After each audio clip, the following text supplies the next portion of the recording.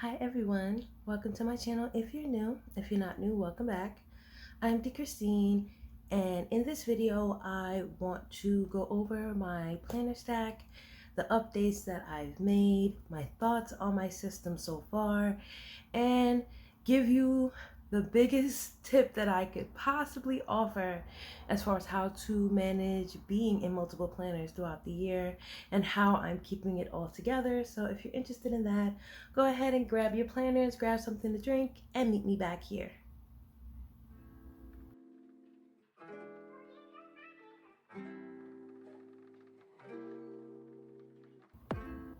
So I've been in pretty much all of these planners for all of 2024. So there's a lot of people who I see around in the community. They, enjoy playing around and swapping out their planner stack to try new things out. I'm definitely someone who likes to keep their feet firmly planted and see it through. I've been in my hourly for God knows how many years. And so at the beginning of 2024, I started looking at my system and how I was using my planners from 2023 and did an audit on what I was using, whether it was working, whether it was redundant, and all the things in between. So if you want to see that process, I have a video on my channel you can check out. And so this is the mid-year check-in. So I'm going to go through these one by one, and I'm going to do my best to explain everything. This may be a little chatty and at the same time a little bit short. So let's get into it. Let's talk about my hourly. Like I said, I rock out with the hourly. This is like my 7th year being in an hourly planner. I absolutely love it. It helps me with my time management more than anything that I've ever used. So I'm going to be leaving the links to all of my planners and tools and everything else that I can think of in the description box below. So don't worry. Back to the hourly. So let's talk about this cover, okay? I have 3 or 4 different folio covers for my erincondren hourly. I love using these covers because it's a great way for me to kind of refresh my system without swapping my planner out. So I've been doing it seasonally. So I had like a pinkish one for the winter, then I had a bluish one for the spring and the summer. So I have this shimmery gold one. I love how they feel. I like the fact that all in all, they really do protect my planner and they really do hold up very well. But as a disclaimer, I will say that I don't travel with my planners. So keep that in mind. I work from home and I don't particularly like writing on the go. So I treat my desk like HQ. And so all of my planners mostly stay on my desk and I use them as needed. And if I really need to take something with me, I'm more likely to take a picture of it and keep it in my phone and take it with me that way than to carry these around. So yes, it held up considering I haven't really done anything with it, but as far as like dust or, spilling something on it or ink, all in all, this has held up pretty well. So one exception. I have this little mark here and I'm afraid I don't know how to get it off without ruining the cover, and it's been driving me nuts. But other than that, it's been pretty good. So the hourly itself has helped me a lot. So I have my monthly set up every month and my dashboard, which I switch up depending on what I need. And if you are not following me on Instagram, you definitely should be, because every month I flip through my planner just to show you how I've been using it, and that will give you a lot more insight as like what each week looks like. I'm going to save the flip through probably for another video, but just know that I am pretty much setting up my month, my overview for my month, which this particular month is the first time I did something that had to do with social media and like content planning, which I really enjoyed but didn't get to use. We'll talk about that in another video. And then throughout the weeks, I use it to organize my tasks and track my work schedule, track my family obligations, and it's literally the nucleus of my system. So of course I'm going to be staying in this planner, and I don't see myself changing it for anything. It's just working for me. So if you like doing time management and that's your focus, this is it. Okay, at least it is for me. So that's really all I have to say about that. She's my girl, my main girl, and I just absolutely love it. I just absolutely love it. So that's that. Next is my budget planner. So originally, in the beginning of the year, I intended to use the Clever Girl Finance Budget Book for my finances, and I had all the intentions to use it, and I found myself struggling. I found that for the type of budgeting that I like to do, which is mostly cash flow budgeting, I don't know if that's a term, I don't know if it really exists, but for me, I need a lot of transaction tracking, and I need to be able to track multiple incomes at the same time. So I have businesses that I'm running, money that I'm receiving from family members, affiliate payments, and my 2-day jobs. And I need to be able to track them individually and together. And so what I've done is I switched into the A5 ring agenda. And then I took compact vertical inserts and added it to the front. So this has kind of become a 2-part system. So this is how I use the monthly, which is why I added the compact vertical inserts to give me a monthly view, which is critical for me to track all the things, right? And then in the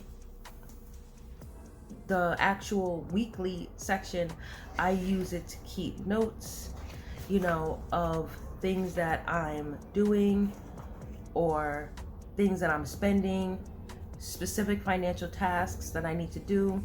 Like for instance, like I spoke to Verizon, and I took notes on the call here because this does kind of affect the finances. This was us restructuring the plan. And so this has been really helpful for me. I'm still trying to figure out where I might want to put a weekly check-in, like an official weekly check-in. I've done it here before, and that was okay. I think I might end up using this monthly overview page for weekly check-ins, but I haven't decided yet. But just the flexibility of knowing that I have some spaces that I can design and use how I want has sealed the deal for me. And being a lefty, being able to open the rings and take the page out and write in it how I want to write in it has also been a big motivator in me staying in this budget planner, because the coil, especially in an A5 situation, is not ideal for me. So I usually take my pages out and I'm able to put whatever I want to put on it or write whatever I want to write in it, and I'm good with that. And I do have budgeting videos in this planner that you can check out as well. So that's the front part. And then the back part, let me see if I can find a page I can show you. Yes, so the back half, these are the actual budget inserts. Now, these budget inserts only come in a A5 agenda. So you can't buy the inserts separately. So you have to buy the inserts in the agenda, and then you could take it out and do with it what you want to do with it. And so I've really enjoyed having this layout in a ring situation where I can pull it out and use it how I want to use it. And so just the fact that it's in rings is making me want to use it even more. And I still have my transaction tracking and things in the back, which I'm just not going to show you. I'm so sorry. So yeah, so this is what it's looking like every month. And I like it. I like it. Let me show you what the pages look like blank. So this is how the inserts come, and each tab has its own color, and you see they have titles for different areas. And what I like to do is I like to highlight my goals for the month, which are really like they're kind of like just tasks, right? So I try to be as specific as possible. I also highlight important dates and specific to-dos for this month.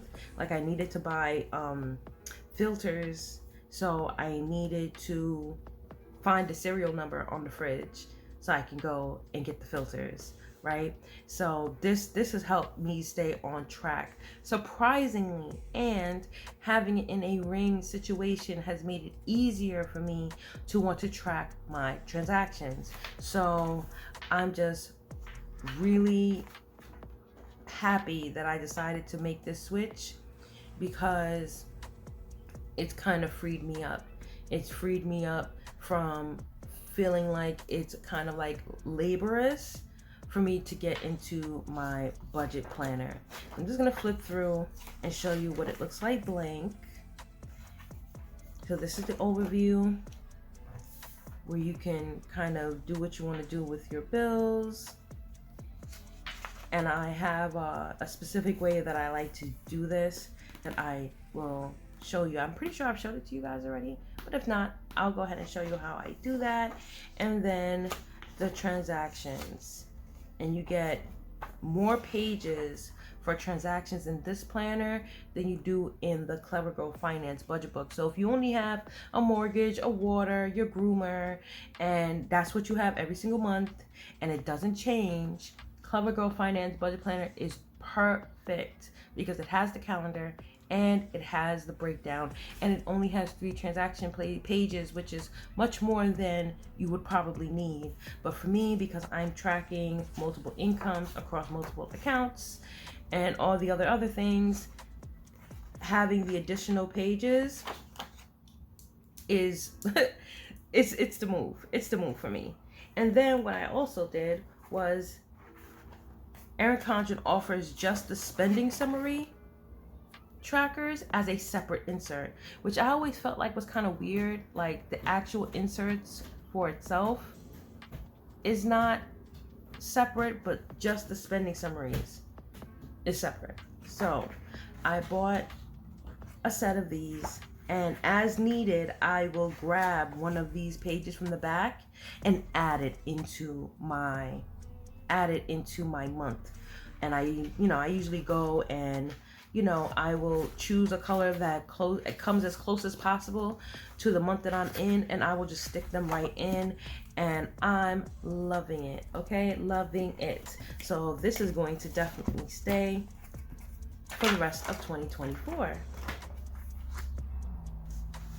Next up is my daily duo. This is a 7x9 daily duo, and I've been using this for work, my main day job. And it's been such, y'all, I did not think I could fill up this planner the way that I have.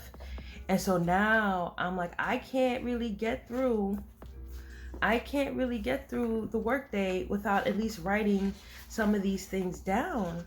So I do task management stuff on the right hand side. So whatever tasks I need to personally work on for my personal deadlines that I have for my workflow, along with things that come on my desk from my team members, goes here. And then I use the hourly side for me to make decisions about what I'm going to work on towards my internal goals. for the day.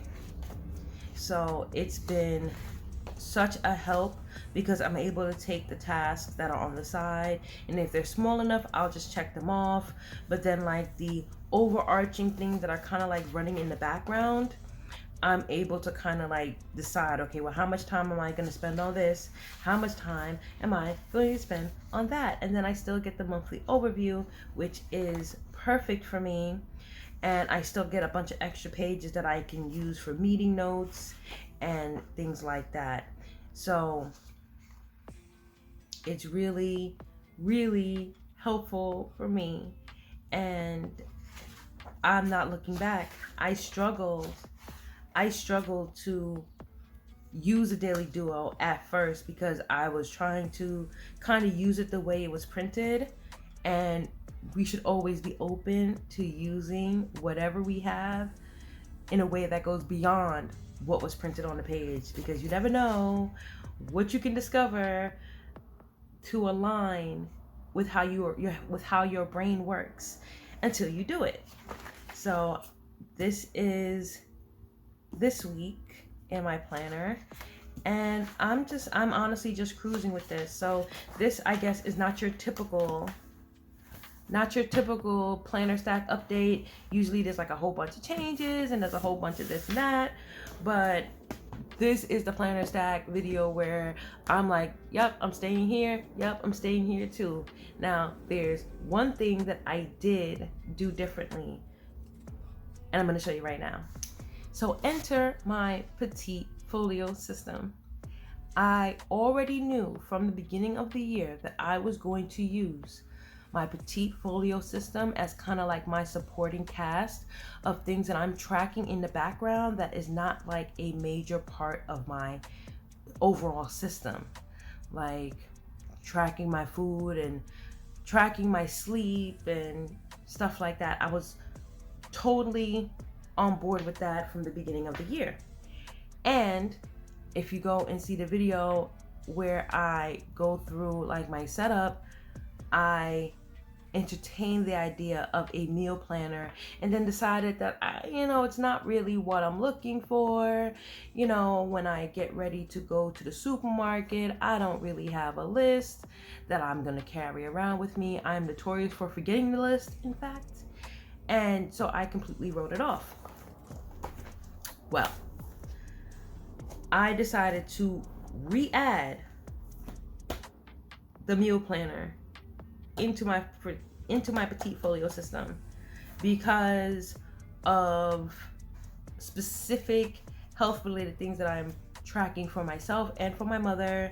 And now that I've decided, like, okay, we need to be very specific about what we're eating. We need to be very focused in what we're eating. And we also need to stop eating out quite so much.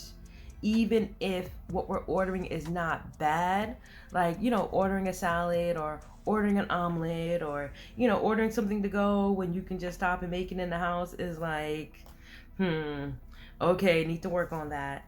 And so I re-added the meal planner into my lineup, and I haven't been using it very long, but I do feel like it helped me with my list because I do get some items from Instacart because I order it from a store that's not that accessible to me. And then like the other things that I can get, I'll go out to the store and get it, but I have my master list here. So like when I'm getting ready to put in my Instacart order, and I'm doing it for me, I'm doing it for my grandmother, I'm doing it for my mom, it's like we have like a whole network of resources that we keep overlapping. This has helped me stay organized in that regard, and then I can literally just mark off the things that are high priority because your girl is out of it completely. So I use these little scallop labels from PlannerKate to isolate the sections so that when I'm going through Instacart, or if I'm going into the store, which again, I still stand by, if I'm walking into a store, I'm taking a picture of this and I'm getting on with it. you know, but I'm still able to look, okay, well, this is aisle by aisle or section by section on Instacart, and I'm liking it. I'm liking it. I said, okay, I'm actually going to see if I can stick with this for the rest of the year. Now, for the wellness planner, I am so proud of myself because I literally have been using this, and I posted something about this on my Instagram, but this is something that's kind of like operating in the background. So I'm like tracking my meals, I'm tracking when I ate, I'm tracking how many hours I fasted, I'm tracking my mood and what time I woke up. And so that's why I relabel these pages self-care for the week of, because it's kind of like overall self-care, not just about food, and honestly not really about movement. To be frank, it just is what it is. I'm not too concerned about that. You know, I walk or I don't walk, okay. But fasting and food logging and things like that really, really helping me. And so I've pretty much been using this to track my goals and check-ins. I use like little washi to block off the hours that I'm not eating, like I'm fasting. And every once in a while I'll track like if I'm, you know, meditating or if I'm doing some stretching. And it's really been a little vibe. I'm like, okay. So yeah, it's really been great to use this. And honestly, like originally I was like, you know, trying to like use it you know, as is. And look, I even skipped a couple of pages. And I literally struggled to use it until I started using stickers. I know, but I'm very aesthetically motivated, so having it look all cute and me finding ways to make it functional, like I'm using it to, you know, create structure, has made it easier for me to want to use it. So I'm really, really enjoying using this planner now, and so she's gonna stay too. And with the meal planner together, it's actually going to, I think they will actually lean on each other. So now that's literally my planner stack. I do have some honorable mentions, and I'm going to tell you how I'm managing being in all of these planners. So this is my honorable mention, and that's my perpetual notebook. I know you guys see me pull it out every week. I use it for pre-planning, and when I tell you it is the only reason why I am able to keep track of multiple planners, it's why I'm able to keep track of multiple planners. So while I flip through this, I'm going to explain. So when we get new information, how do we process it? How do we like kind of run it down the conveyor belt from becoming aware of it to it being completed? And this is how I do it. And so this notebook unfortunately is not available anymore. It was a limited time item. However, you can use any notebook to do this. You don't need the perpetual calendar at the top, though I enjoy it because I don't like having to like date my every single page. So it makes it easier for me. And PlannerKate and I worked together to recreate this header as a sticker. So you can get these on a sheet of about 15, and you can do this in any notebook. And when this notebook runs out, which it's about to, I'm going to be using those stickers in a regular notebook to continue this system. So every week I look at my monthly, which this is just a notepad, calendar notepad I got from erincondren that I use. I use it for when I'm not able to get into my monthly and really set it up. And when I get information, I just throw it here so that I can put it in my monthly later and stop using sticky notes all over my planner. And I put my appointments for the week there. I also check everywhere. That's the thing. This gives you the ability to check everywhere and bring it in one place, because that's really what it is. You're tracking it individually because all the information can't fit in one planner. But what you need to do for the week can fit in one planner because we do it all the time. But how do we condense and centralize that information? How do we organize it? This is how I organize it. So I take all of my appointments and my tasks for the week, and I put it in this notebook, and then this is what I use to plan the week. And I just think it's so important to have a place that you can trust what you're looking at. So yes, I like to decorate it. Yes, I like it to look cute, but I don't want it to look cute and the stuff doesn't make any sense. It doesn't make any sense because I wrote down what I could remember, but not what I needed, or I only wrote down half of what I needed and the other half is floating in the ether, undone. I don't like that. And so I go through my meal planner, my food log if I have any goals for that, go through my budget planner if I have any goals there. I go through my monthly, my hourly from the previous week, my Google Calendar, my emails. I poll my family members, aka, is there something that you need to tell me? Do you have somewhere to go next week and you didn't tell me? All of that. I do all of that. Why? Because I want everything in one place that I can trust.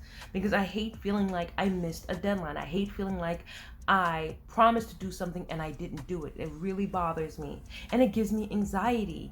This helps to relieve my anxiety because I don't have to feel like, oh my gosh, am I forgetting something? Because I feel like I've done my due diligence to cover all of my bases to the point where if I'm looking at this list, I know that this is literally all I'm responsible for this week. I also do a process of elimination with my list. Is there someone else that can do this? Is this the right time to do this? Is this urgent? You know, and being able to flip through these different pages every week helps me see the micro steps that I'm taking towards larger goals. And it also helps me keep track of things that I said I was going to do and give me an opportunity to choose when I'm going to do it. So I can go into my hourly and say, okay, it's Monday. I'm sitting at my desk for the next 5 or 6 hours. What calls can I make? What emails do I need to send? What do I need to download? You know, what do I need to follow up on? Things like that. And then afterwards, I can be like, okay, well, I have to go to my grandma. What tasks can I bundle so I can do it at the same time? Like, I don't know, taking the trash on my way out, checking her mailbox, getting her mail to send out, bringing her dinner, things like that I can condense together because I have everything organized in this book. And so I absolutely love this. So let me give you an example. So, okay, so I just told you that I was talking to Verizon about our plan. I had to make some changes, right? I had an appointment to speak to them. Literally made an appointment to speak to them, right? So that's one step. What's the next step in the process? The next step in the process was to track orders, which is obvious, and then set up the actual boxes. So a lot of times I can flip through these pages and see, oh, okay, well, you know, I needed to catch up with this person. Okay, I caught up with this person. What's the next step? The next step is to follow up, you know, and then the next step about that is to fill out the form and send it back to them. And I can actually look and see through my tasks how I'm moving towards different things because of this book. So you can use a notepad, you can use a Post-it if you want. I don't trust myself to hold on to everything. I don't trust myself to remember everything. And releasing myself from having to do that has made it so much easier on me and my anxiety to keep me from freaking out every week about what I have to do. And so this is my planner stack updates. And there is not as many changes, I guess, compared to maybe what people expect a planner stack update to look like. And I'm glad for that, because that tells me that I'm actually leaning into a system that is working. And we just want a system that works. So, do I feel like I have planner peace? Yes. But I also know that planner peace is borderline a myth, and planner peace is subjective and is free to change at any time. It's free to change at any time. It is not an objective place where you can go and stay there for a weekend if you want to. It is something internal that you have to check in with yourself regularly to decide if you are at peace with your system. And it is your responsibility, if you are not, to change it. Don't let anyone judge you. Don't let anyone shame you. You do what you need to do to get it done, because you're the only one that has to meet your obligations, and you're the only one that has to meet your goals. So with that, I hope you enjoyed this video. I hope it gave you some insight and inspiration on what you might want to change about your system. I hope you enjoyed my rationale behind what I'm doing, because I just think that that is just so important. If you have any questions, please go ahead and drop them in the comments below. I'll do my best to answer them. I'll also, again, have the links in the description box below. And I would love to discuss it with you. Where are you with your planner stack? How do you feel about it? What would you like to change about it? I think that having an open dialogue with yourself and with others can only help. Again, thank you so much for joining me and listening to me go over my planner stack. If you enjoyed this video, please consider giving it a thumbs up and subscribing for more pretty and productive planning content. You can go ahead and follow me on Instagram over at Honey Style and Joy. And other than that, I hope you guys have a beautiful, beautiful, wonderful rest of your day, and I will see you in the next one.